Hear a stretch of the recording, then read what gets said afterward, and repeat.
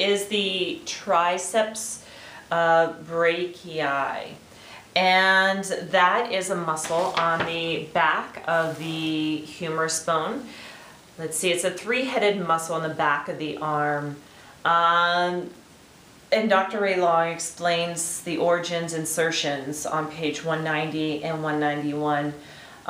They all insert into the same area, the posterior surface of the olecranian process of the ulna.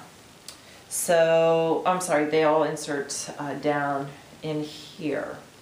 So what they do is they help to extend the arm when that muscle engages. Now when you engage, what was it? The contraction of the long head with the forearm fixed rotates the scapula upward. So again, you could come into table and just kind of play around with that. So when you attempt to press the hands forward, that just kind of helps stabilize the scapula so they're not winging out. So you want to just draw them down.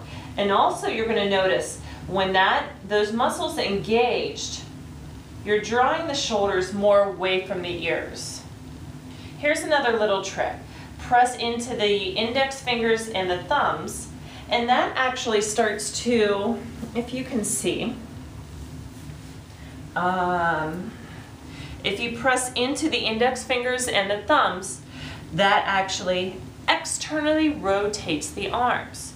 So why is it good to externally rotate the arms? So they talked a little bit earlier about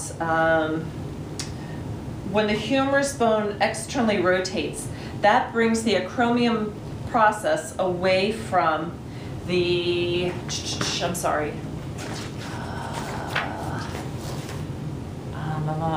prevention of impingement of the humeral head and the acromion. So that just kind of separates the area right up there. And we will have talked about that in the rotator cuff area. So that's where a lot of people feel pain. And that's a great way just to help relieve that. So when the arms externally rotate, that helps to open that area up. Because you can see if it internally rotates, that actually brings the humeral head and the acromion closer together. And it just, honestly, it's very uncomfortable. Go ahead and give it a try. But when you have that external rotation, it just feels more freeing. So you don't actually have to rotate the whole entire arm to get that going on. You just press into the index fingers and the thumbs, and also try to press the arms forward. Or let's see, pretend like there's a stopper in front of your hands and you're just trying to drag the hands forward. All right, now you go ahead, bend the elbows out. Here's another way to help stabilize. Elbows move out, away from each other. Elbows draw in, keep the elbows where they are, triceps engage. So now go ahead, come into down dog. Have a very generous bend into the knees. I'm not going in a full one, I'm not on a mat. My carpet's kind of slippery. So generous bend in the knees. Let the elbows move away. Elbows draw in, and triceps engage. Ears between the arms, gazing up towards the navel. Go ahead, press into index fingers and thumbs. You're going to feel that external rotation. Strong contraction of the triceps. When the triceps are very engaged, that helps to press the weight further back into those legs, getting a deeper stretch into the hamstrings, unless the knees are bent.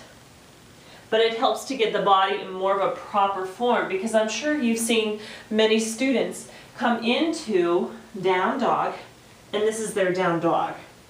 What does that mean? Tight hamstrings. So generous bend into the knees. Try to bring ribs back towards your thighs. Triceps are engaging.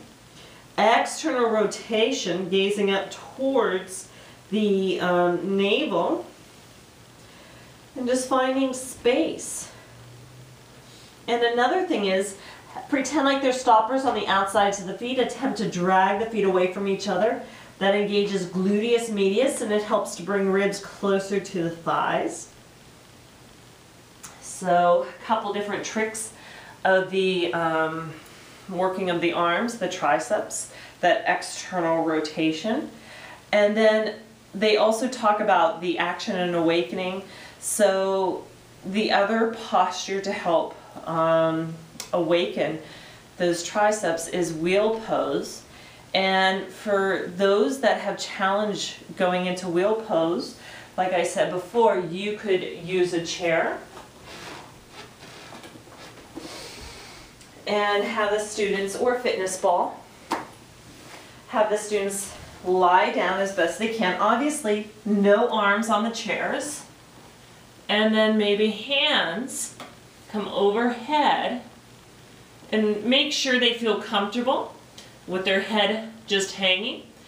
Elbows in and wrists and elbows about shoulder width. And the feet could step in some. So feet about hip width, and then just start to press down into hands and feet equally, engaging the triceps.